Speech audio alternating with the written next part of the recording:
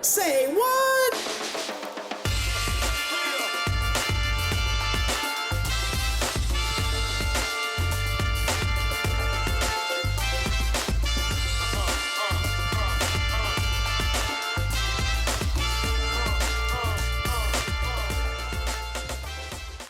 Hello and welcome to Say What, the Electrical Training Alliance's brand new podcast where we hear from those connected to the industry about what's going on in our world of electrical apprenticeship. And we want to hear from you. If there are topics that you would like us to cover, send me an email at saywhat@electricaltrainingalliance.org. My name is Cindy Sandifer, and I will be your host. Joining me is Todd Stafford, our executive director. We've been talking about starting a podcast, I was going to say for a year, and then I thought, it's probably been closer to pre-COVID, that we were talking about starting a podcast, but the stars aligned, so we've pulled together a fantastic team to bring you Say What. Episodes are going to be released monthly, and we'll be talking about things that are going on in our industry. We'll be sharing, yes, about us, but we are not the focus. We'll be bringing in guests outside of our staff to join the conversation. And on the horizon, we've got episodes planned about VEEP, which is the Veterans Electrical Entry Program, and we'll have a couple of program participants joining us. We're going to talk with the Cassandra Banks Foundation, whose mission is to build a more inclusive industry. We will chat with a few women who are absolute rock stars in our industry about their work and experiences in the electrical trade. And today, we want to talk about one of the essential elements of apprenticeship, the instructors. They are the ones training the future of our industry. They are the connection between what's done on the job and why. So who better to have on our very first episode of Say What? Without further ado, we welcome Chance and Jeff. So Chance Solomon, I teach third, fourth, and fifth year. Work at the Electrical Training Alliance of Western Oklahoma. EDAWalk, I guess, is the acronym they're using. There's so many acronyms, it's ridiculous. But I'm here in Oklahoma City. I've been teaching for 8 years now. This would be my 8th year. It's been an amazing 8 years. It's been quite a journey, and I've enjoyed every minute of it. Awesome. Thank you. Yeah, I still say NJTC every now. It's pretty much wiped out of my head. But man, those first few years, I was like, I can't. I absolutely That was can't. my first year at NTI. Exactly. I was in that, me and Jeff were in that auditorium, and they're like, oh, by the way, we're the Electrical Training Alliance now. And it's like, what? My name's Jeff Murata. I instruct for the Tampa area JATC down here in sunny Tampa, Florida. I teach first through fourth year as it stands now.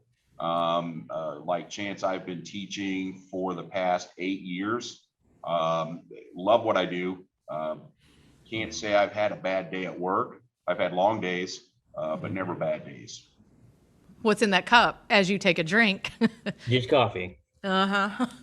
With, I'm kidding. French vanilla creamer. I'm a creamer guy. I like creamer. Oh man. Yes, what Chance. respect I had for you. Why do you? It's gone. It's gone. I mean, you got to drink coffee. You drink coffee. I'd like creamer. I'll drink black coffee. I will. But it's like drinking a Greg Griner coffee. What do you, the double latte, extra cream stuff, whatever it is. I know. Look, Chance, don't let them. Do not let them tell you that it is not smart to drink cream and flavors and all that good stuff. That's the way to do it. You drink coffee for coffee, not for creamer. You want to drink creamer. I probably would. A couple shots of creamer in the morning. Todd drinks this. Literally sick to Good my coffee. stomach. No. She complains about my scotch. You don't like my coffee. I don't. Maybe. Wow. Do I like anything about you? I can't tell. I don't know. Just kidding.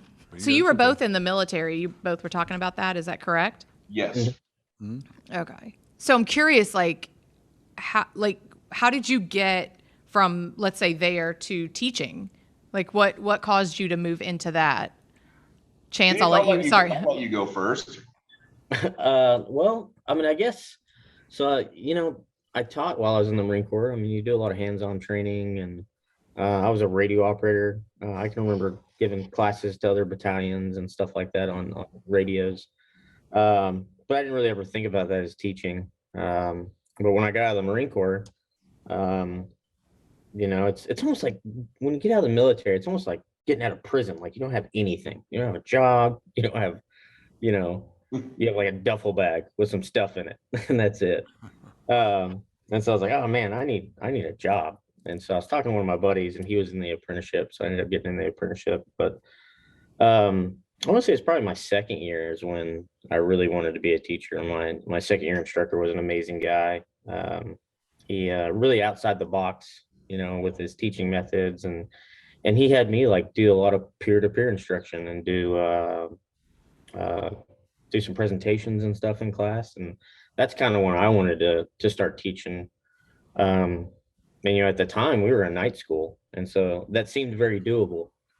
But when I hit my fourth year, that's when we transitioned to day school. And so like my class and the class ahead of me, we stayed nights, and everyone else went to days, and they had full-time instructors. So I didn't think I'd ever teach because we didn't have the part-time instructors. And then I'd been broke out a couple years and was running work, and both instructors resigned at the same time, which I should have looked into that a little more. But I went ahead and I thought about it for a while. I was like, yeah, I got a really good thing going. I started running some pretty big projects, and that's what I wanted to do. But then I was like, well, I'm not going to get this opportunity again. Teaching jobs just don't open up very often when you have full-time instructors. And so I was like, well, I'm gonna do it and see how it goes. And that was 8 years ago. So, but it was good choice. We're glad you made the choice anyway. Yeah. Yeah, it's one of those. And then there's the story right there. That's how it got written. Oh, Jeff, you were so kind to let Chance go first. Oh, to be honest, I enjoy listening to Chance. It's I've been all the way through NTI. I think we were from second year on. Chance, weren't we in the same classes? Yeah. So I've listened to him a lot. I've enjoyed what he had to say. I've really enjoyed his presentation. So I'll listen to Chance talk. It doesn't bother me one bit. I actually did. I started teaching my last tour in the service.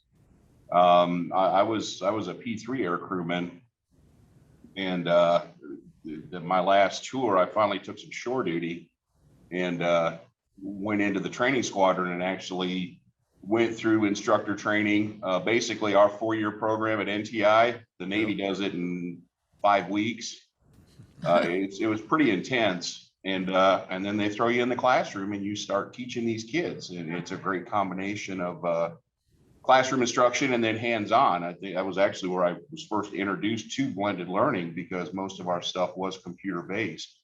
All the students took computer-based tests, even though they were working out of workbooks. So, and then when I got into the trade, unlike you, Chance, I had a job when I got out. I didn't like it, but I had it. I also had a family to support, so it was a little different. There was no. I don't think Marine Corps jobs really transfer over to civilian life very easily. Mine never did. Mine did not at all. My job was breaking stuff. I was a systems operator. That's all I did. I always joke to the electricians and electronics techs that I keep you guys employed by breaking things. And I got out, had a job, didn't care for it. Got into the trade a couple years after I retired, and never looked back. And then it was about 4th year when my instructor had asked me, have you ever thought about being a teacher? And I said, yeah, I've taught before. I enjoyed teaching. It was a lot more rewarding than I thought it was going to be when I first started. And then they brought me in a couple years after I turned out on a part-time basis, just kind of doing some test remediation and a little bit of hands-on. And then it developed into, as our program started to get more and more apprentices, we started getting more work. They needed instructors, and they offered me the job, and I've never looked back. There you go. Wow. I've enjoyed just about every minute of it.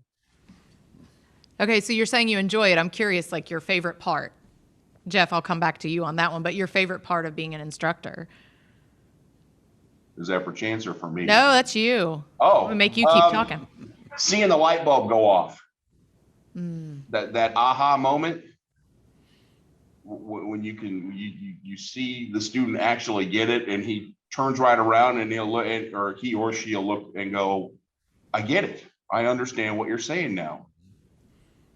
And know So that you just made a difference in their career as well when you see that. That's what brings it home to every instructor. oh yeah. It's amazing. You know, I can't recall ever really experiencing that when I was doing it for the Navy. But when I got in here and you start dealing with kids that were just like me, that had no knowledge of the trade or the industry at all, and within a few months they're explaining to you what you had explained to them just a couple weeks ago. Yeah, And, making that connection. I would think, there's just something really it's awesome. nice about that. It's awesome. And to be honest, it's like playing golf.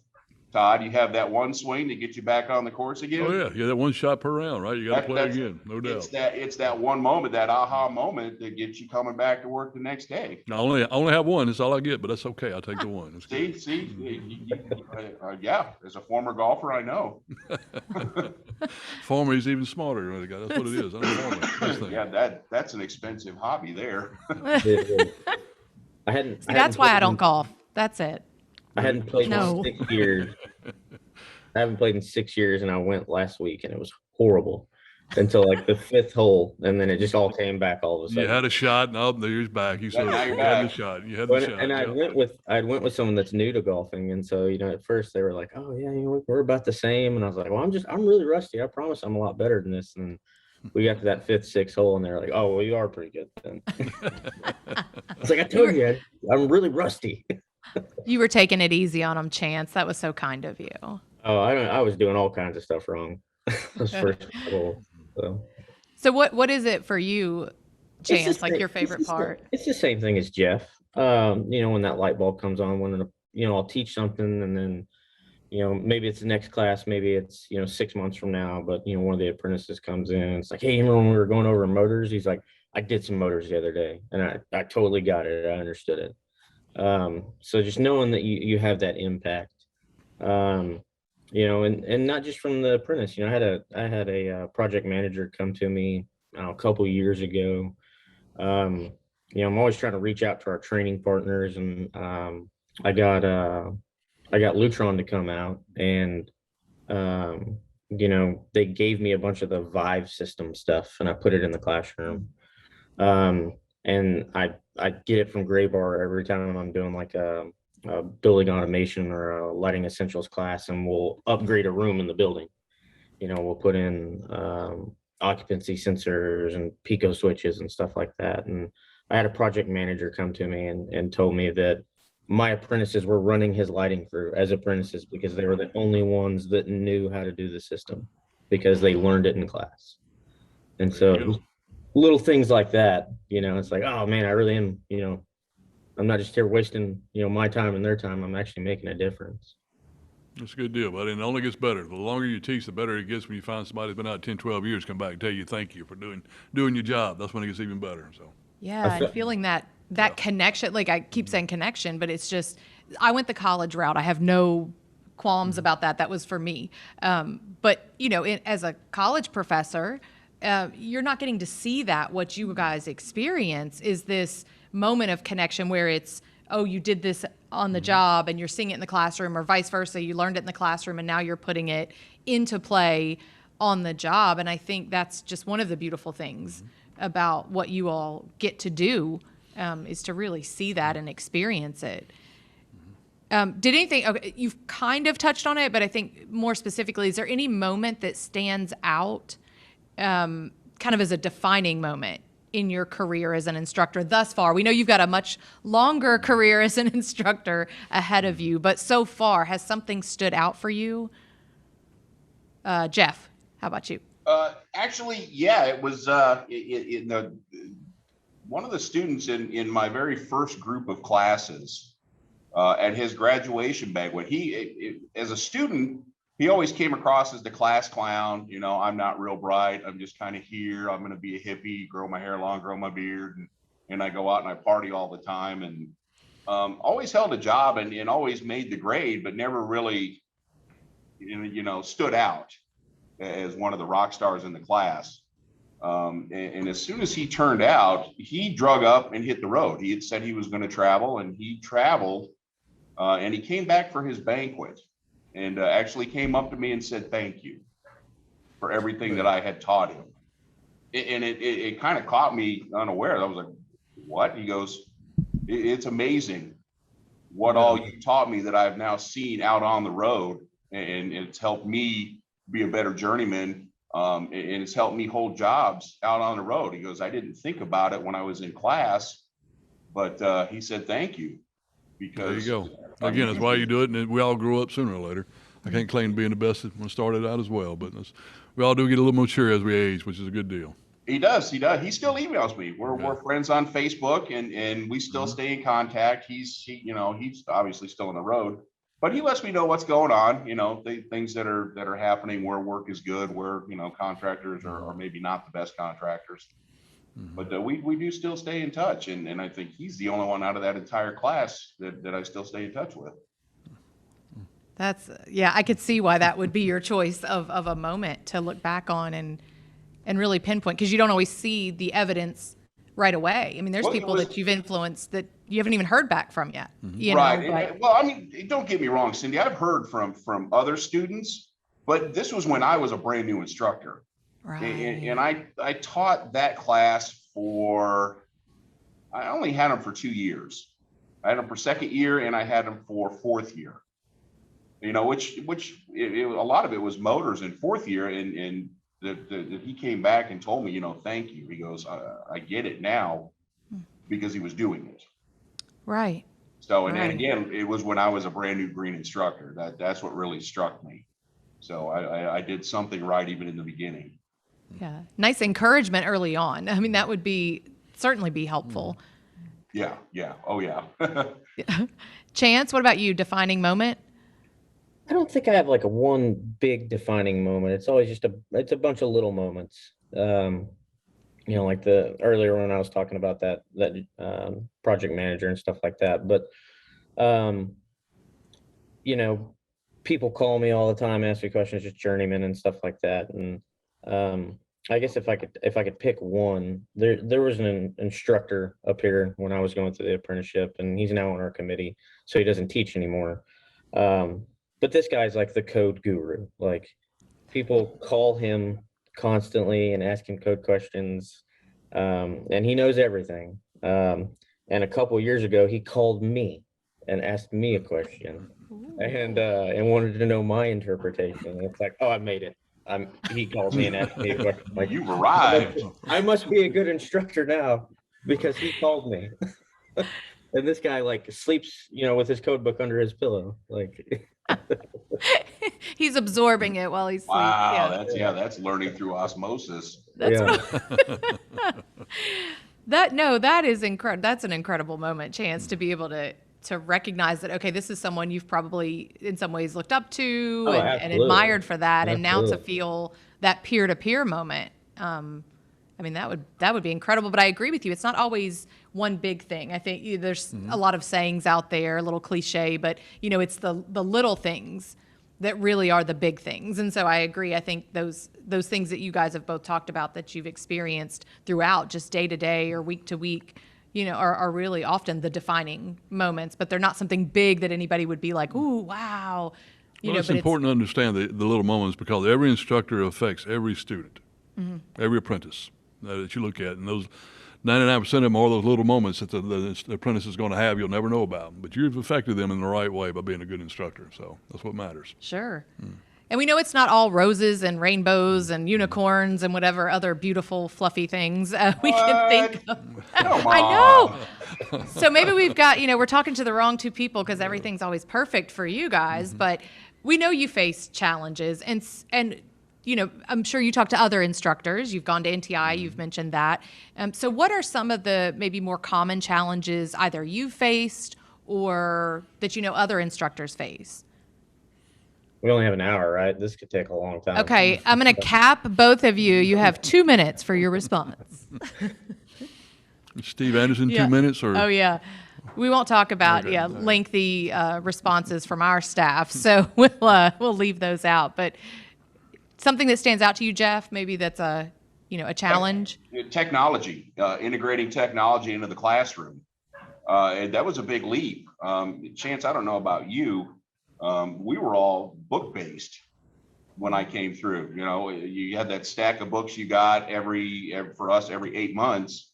And you just essentially went home, taught yourself the material out of the book, filled in all the answers, brought them back, and you spent the day, or you spent your class time going over the homework questions. There wasn't a whole lot of hands-on, and seeing the big leap that they made to LMS, which has introduced technology to the classroom. And there's a lot of instructors that aren't familiar with it. They're not comfortable with it. And going to NTI, I think is a great networking opportunity, and you can explain or have explained to you things that you don't maybe understand about different technologies that are available. Right. Yeah. I that makes so much sense. Chance, that or something else that you're thinking of. I've talked to a lot of instructors at NTI over the last 7-8 years. And the biggest thing I see is just being extremely overworked. When I first, like I said earlier, when I first applied, the other 2 instructors had resigned, and I really didn't know why, and I should have looked into that. And one of the reasons is they were extremely overworked.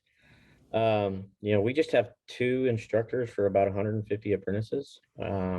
We're to the point we had started so many apprentices right before the pandemic that we were about to hire a 3rd, but then that happened. And so it's like, well, we can't hire a 3rd now, but we already started all these apprentices. So you got to pick up the slack. Got you. Yeah. And so I've talked to a lot of instructors, and everyone is extremely overworked, especially, and I'm not taking anything away from part-time instructors, because they're extremely overworked too. I mean, they work all day long and then got to try to find time to do their teaching in the evenings. But like as a daytime instructor, like I'm not just an instructor.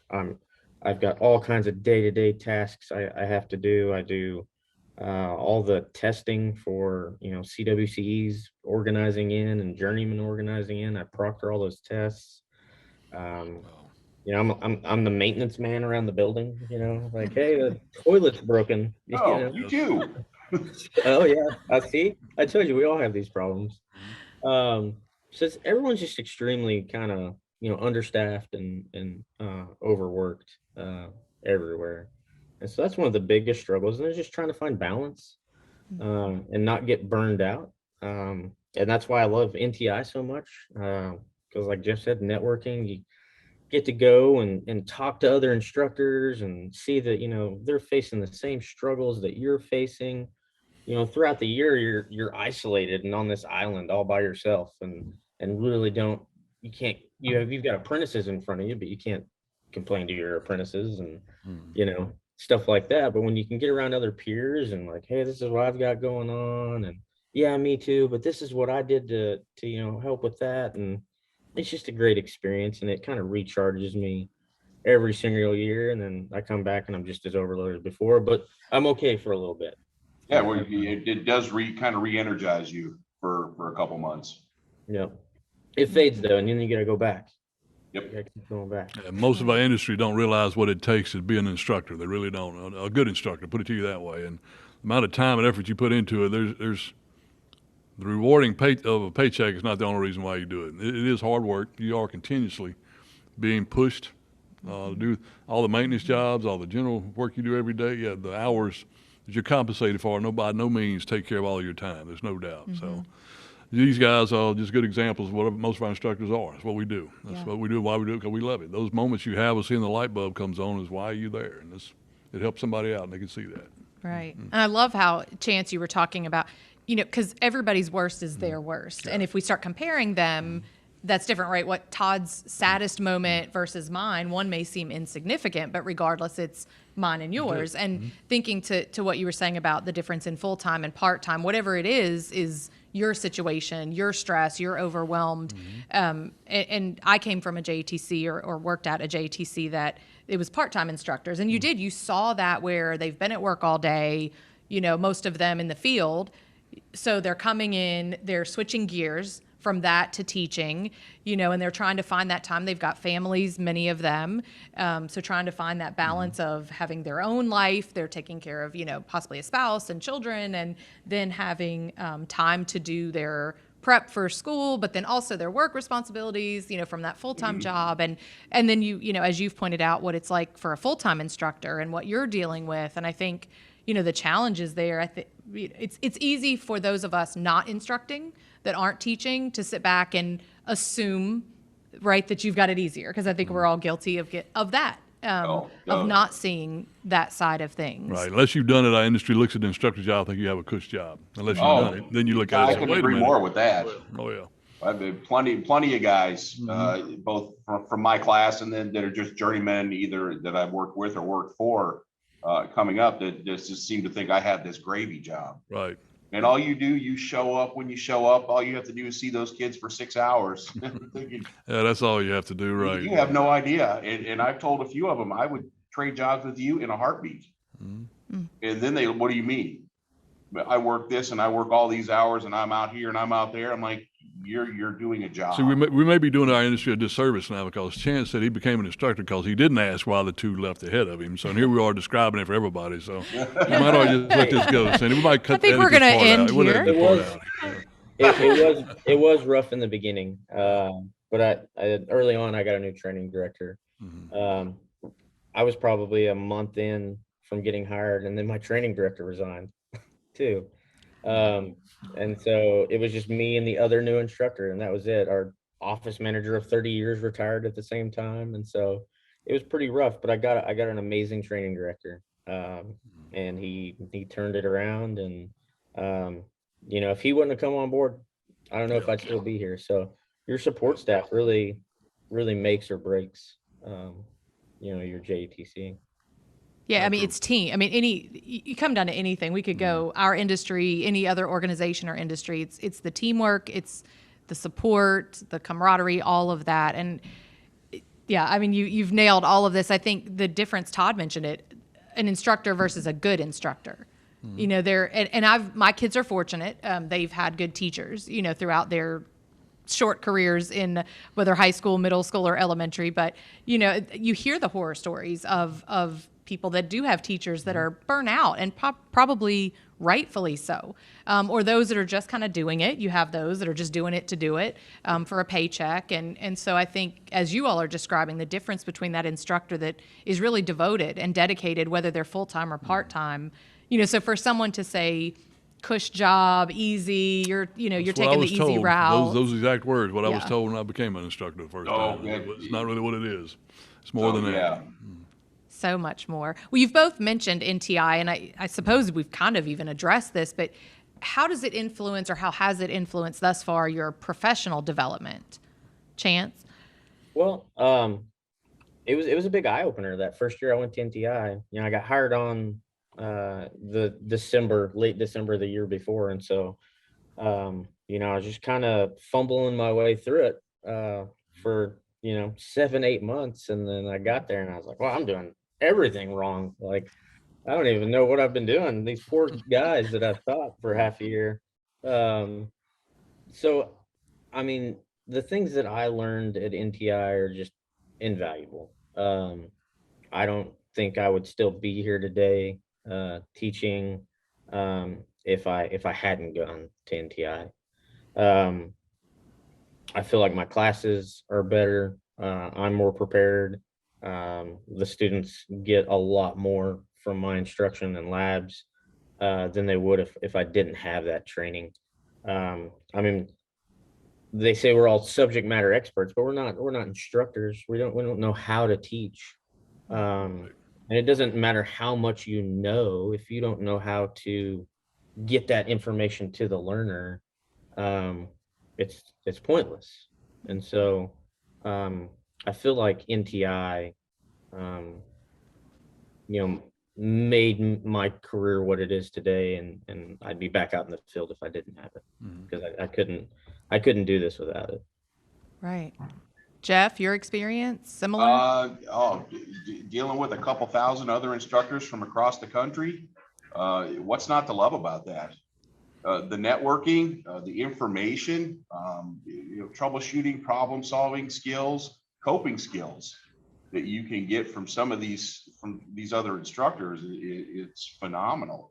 I know we said it before, when we come back from NTI, we're re-energized, and it carries us through quite a ways through the year until the next one comes up. And just having that, being able to get with all of your peers and kind of vent and get constructive feedback from that venting, and also to be able to provide it, I find is probably the biggest benefit from NTI. The classes are great. The 4-year program and then the advanced studies program were phenomenal, but they're taught by university professors. We're not a university, we teach electric workers.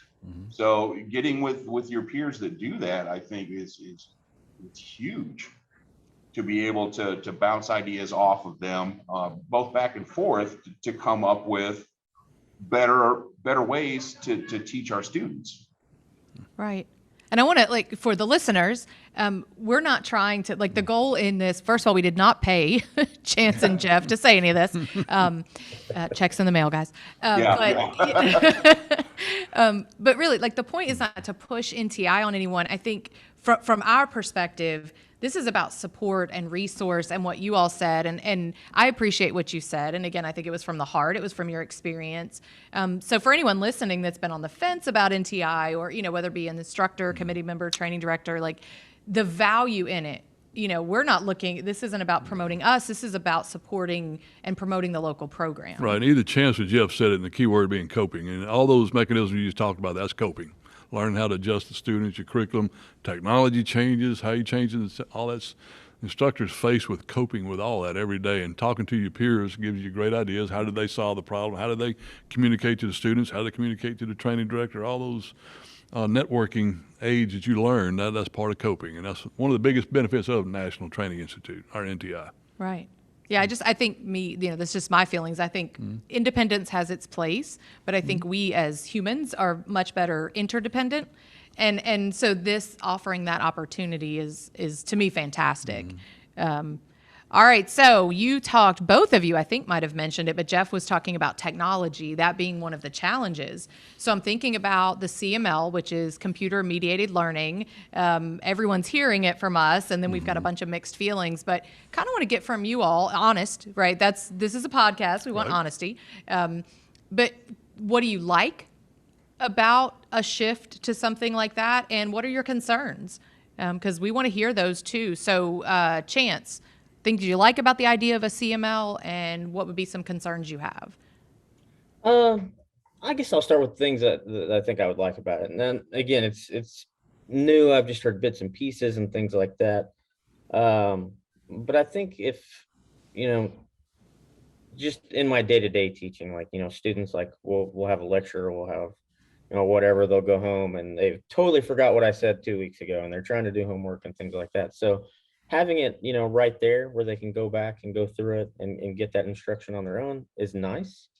And they don't have to try to remember back to, when they were in class, however long that was ago. And every JATC is so different. I see these guys every other week. Some people see their guys every week. Some guys see them, months in between. I mean, it's just so different. So to try to retain, that information over that long of a time can be difficult. So, giving it in that format, I think is a lot better. Things that I'm concerned about, one thing, isolating students and them not learning in a classroom environment where, we've talked about that peer-to-peer instruction being so critical, and learning from each other. And I talked about it earlier too, I can see on their faces if they're grasping something. And that kind of guides me through my instruction of what I need to reiterate or go back over. And so not having that face to face, I think there's a loss there as well. Um, but it's like anything else. It's scary. Change is scary. I don't like change. Apprentices don't like change. Um, I mean, I'm not completely set in my ways. I feel like I'm pretty innovative, and you have to be in these positions to teach, especially different generations. Um, but I mean, it'll work out however it comes out. You know, we'll get through it. There'll be growing pains, um, and we'll make the best out of whatever we have. That's what we do every single day, and that's what we'll continue to do. Yeah, I have no doubt you guys will do that, and as well as you express some valid concerns. This there and the loss of the student, the way I view it, and all those things you talk about, is losing the mind of the apprentice and the interaction that's there.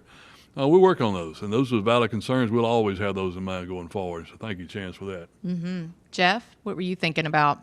I was listening to Chance, and to be honest, Todd, when you brought that up a couple years ago, there was a lot of eye rolling and are you kidding me? Yeah. And I've given it a lot of thought, because who here doesn't use videos to teach with? There's an entire series of videos I use from a guy on YouTube for motors. Yeah. And it's phenomenal because he can explain it and he shows it better than I could. I don't have those kind of training aids in the classroom. So to say, yeah, we could, it can be useful. It can be useful. Is it going to replace that face-to-face interaction with the students? I don't think so. I don't think a video is going to be able to answer every question that an apprentice is going to have. And I think exactly right. That's going to keep the instructors relevant. But it is nice to be able to go back and review something. Like Chance said, there's things he's taught and he knows the students forget it about the time they hit the door to the building. And being able to go back to that is a great thing, because it can be more thought provoking. They may get something out of it on their own. And then be able to come back to class or even email you and ask questions about it that weren't addressed in the video. Which is perfect. It's what it's designed to do, exactly that. And it's not so much to lose interaction with the apprentice. It's more to actually to gain your skill sets may have to change in your interaction. In other words, I want to shift that focus. I use the example, my staff's tired of here talking about this, but it's a good time to reiterate it now. DC theory, for example, first year class in DC theory, normally takes you 40 hours to teach that course. Employed a CML curriculum, well, 20 hours of that may be going now to teaching the course, not 40, because now that 20 hours is taken up by the CML delivery of the training materials. And you're still there as an instructor, make sure they see you get the light bulbs come on. But then 20 hours of hands-on training is introduced with it. That's the idea of CML. We want to get that hands-on training component involved with that delivery mechanism. And therefore, your skill sets as an instructor, sorry guys, there's always change, always innovation. But yeah, it's going to be this more, how do we use it? How do we take that DC theory knowledge and use it so that I know my students get it? And that's the idea. You'll see different types of light bulbs in different classroom settings, but you'll still see them. Mm-hmm. Mm-hmm. And I think the most innovative of us, humans, I think we all feel some resistance to change. I think we get intimidated by it. I think it maybe challenges us to think, am I as good as I think I am, or am I going to find someone better? I mean, there's a lot of things we deal with. We kind of tap into insecurities even, and I am the worst creature of habit and comfort. No. Oh God, No. I live in a box, and so someone can be talking about something, and it'll take, you got to like pick me up out of it and set me down somewhere else for me to really like connect. It's really sad, and we won't talk anymore about that, but there's nothing more constant than change. And we all know that. And I think it's that finding that balance, and we learned it. COVID, as awful and horrible as it is, it's taught us a lot, I think, about ourselves individually and certainly our organization and industry. And, we've recognized the value in Zoom and virtual and how we can still stay connected and do those sorts of things. But we've also realized you can't replace face-to-face. You just can't. And we, see the value in people that are starting to get back together and able to go places, and how it's like, yeah, we might be able to accomplish certain things via Zoom, let's say, but there's something still missing. And I, thinking of the comfort and change, like NTI, everyone that was following that, we were going to try to do live. We went virtual, and then 28 days out, we decided to go live again. Change. Yeah. I was dying because it's like, no. For the past however long, I've been presenting and doing things virtual. I got a system down. Don't you tell me we're going live now. I have to change everything. Like,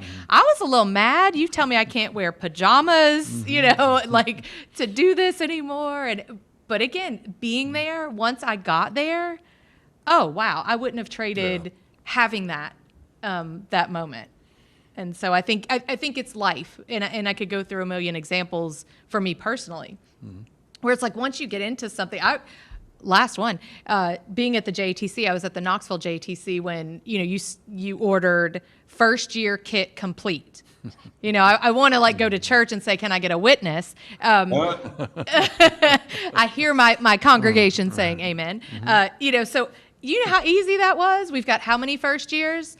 Okay, 25. First year kit complete. How many second years do we have? So that first time that it was like, oh, there's something called what? And we have to do this. And then, okay, then you moved from that to now there's blended learning. And now I'm doing, and from the side of the people, the admin doing that, I wanted to pull, my hair out. But then you start to see when you can step back from the inconvenience that it was causing me and my job and see the benefit to the program, to the individuals that were training, when I could finally step back and see the bigger picture. And that's not always easy to do. I was wondering where you were going with that, but it's good to get wind up that way. I was heading to a good direction. I swear. But it really, like, you could see it. You could watch it happen. But sometimes it's a matter of opening our eyes to it.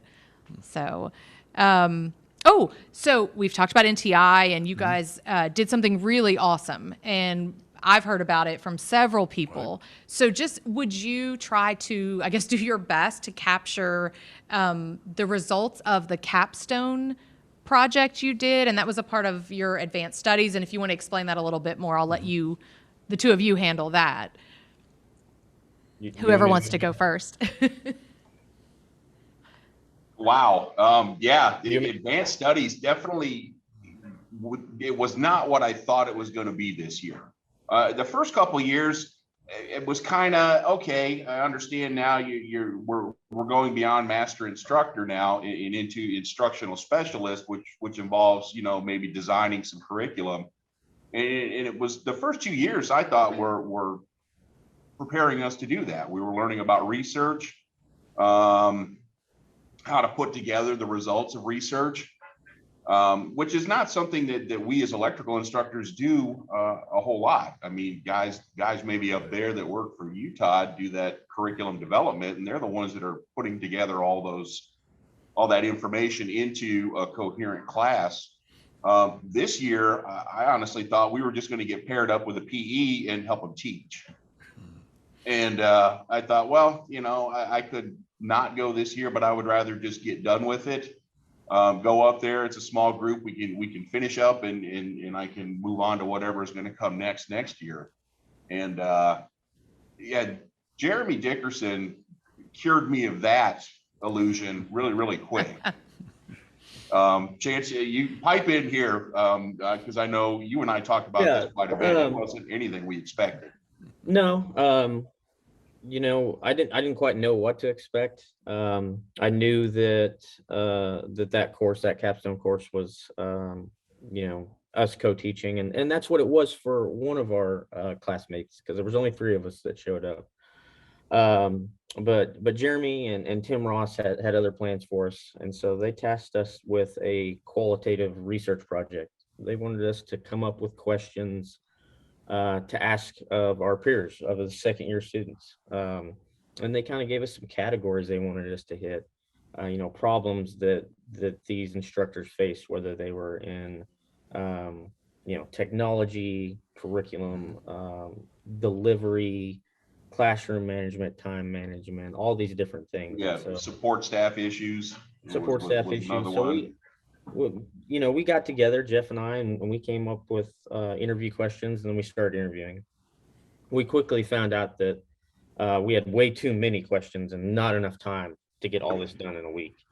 You know, gather the data, cull the data, come up with trends, and put it all together in a presentation by the end of the week. So we had to cut some questions, but those instructors, I mean, they really opened up to us. I think some of the most meaningful information that we got from it was stuff that we didn't even ask. Yep. And we saw a lot of trends. I mean, there's a lot of one-offs. Every JATC is so different in the way that they operate, and problems that they face on an individual level. But there are trends across the entire country. The instructors face the same problems. And so, we kind of identified those and we presented those, and along with, the findings, also some mitigation tactics, things that could be done. And one of the biggest ones that kind of cleared up a lot of it was just having enough time to plan and prep and make proper lesson plans. That really took care of a lot of the problems. It did. Um, It did. Yep. but like Jeff was saying, like one of the big things is like staff turnover. You lose an assistant training director or a training director, and then you lose that knowledge base and you get somebody new in. I hear about training director openings all the time. So I can only imagine that there's, some instructor out there that, doesn't know what's going to happen. He doesn't know who his new training director is going to be, how things are going to operate. You know, Fortunately, I don't think my training director is going anywhere, and I don't want him to go anywhere. He will retire, one day, but I'm going to try to hold on to him as long as I can, because my support staff's good, and without them, it would be very difficult. But chime in, Jeff. Whatever you think. I agree with you. I've got David McGraw, our training director. He has been a long time training director. I think he got here in, I don't know, 01, I think 01 or 03. And he fell on the heels of the longest serving training director, I guess, in the NJATC up to that point. So there's been a good continuity in this on the support staff side. But is there a lot of interface with them? And that was what we found, I think, was a big problem, was there's not a lot of interface between the front office and the instructors. Or if there was interface, it tended to be one direction, from the top down, and there was no path for information to come from the instructors going up to training directors and then into committees to be addressed. Yeah, I want to thank both of you guys for willing to talk about your capstone project. And what it reinforces to me is I always tell that when we develop our courses, we here at the Electrical Training Alliance, always keep the apprentice in mind. I mean, that's what we're here for, worried about that apprentice.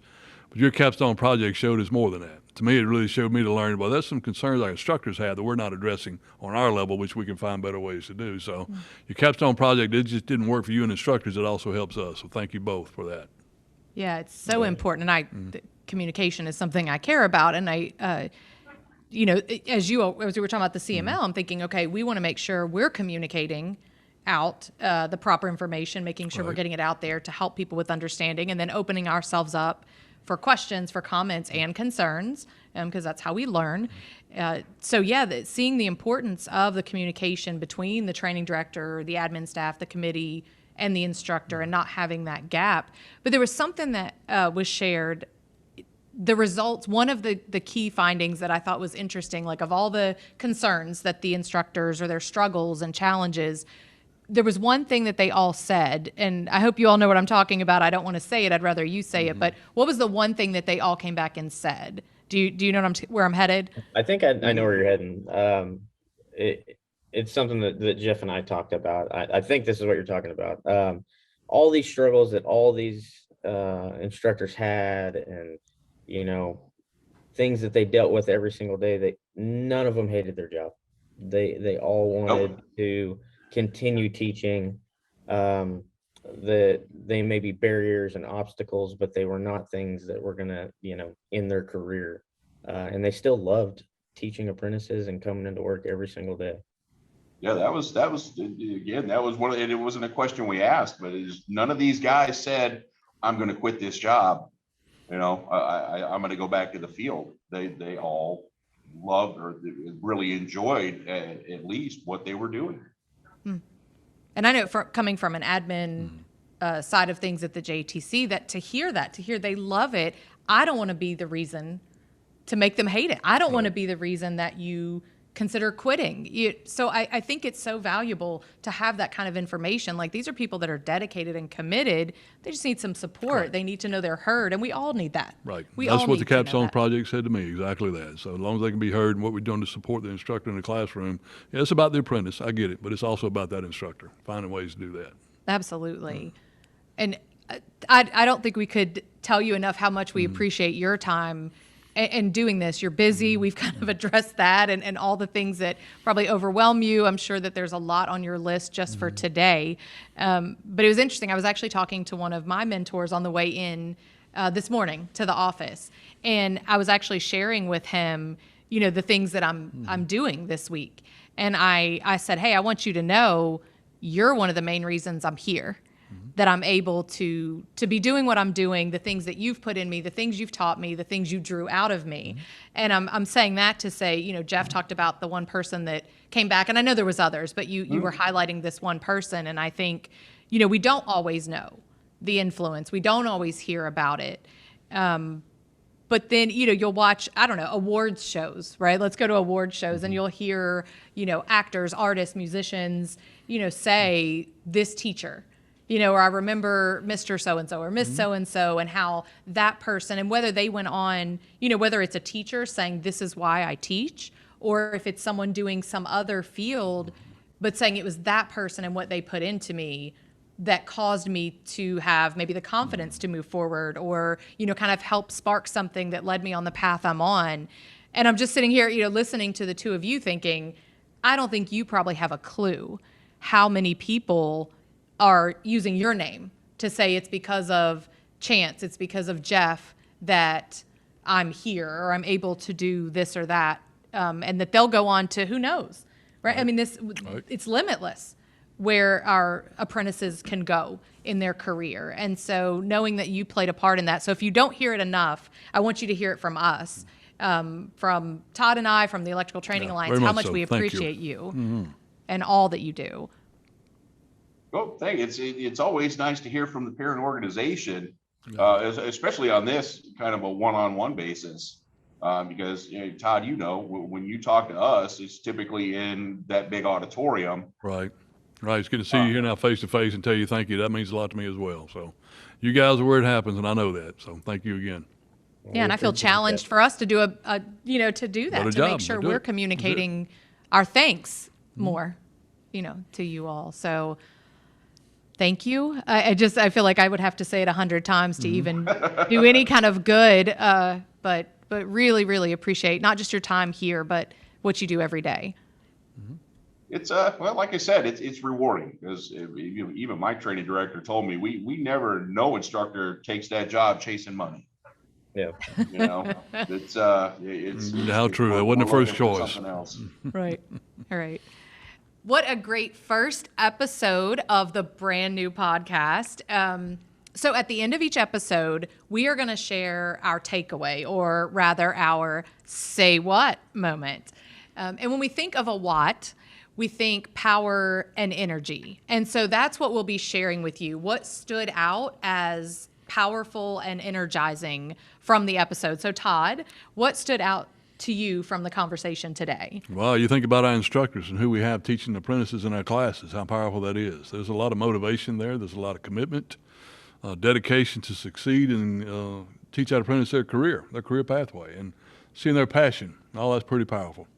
Agreed. Yeah. And realizing how it's easy to get stuck and comfortable. And I'm speaking for, let's say, myself from the JTC perspective, is to kind of take for granted what you have, the gold you have, if you will, in those instructors, and just recognizing, their passion, and make sure that we are energizing them, that we are giving them what they need to succeed in that classroom. And that was reinforced as well. Hearing Chance and Jeff both speak here today, that commitment they have, and what we need to do at the Electrical Training Alliance is creating tools to help support them. There's no doubt that was supported several times over in their conversations today, which I heard it loud and clear. For sure. Yeah. Because if we're supporting the apprentices, we've got to absolutely Exactly. support the instructors. Thank you so much to our guests, to Chance and Jeff. They were incredible and so wonderful to talk with. Big thanks to you, the listeners, for taking time to join us.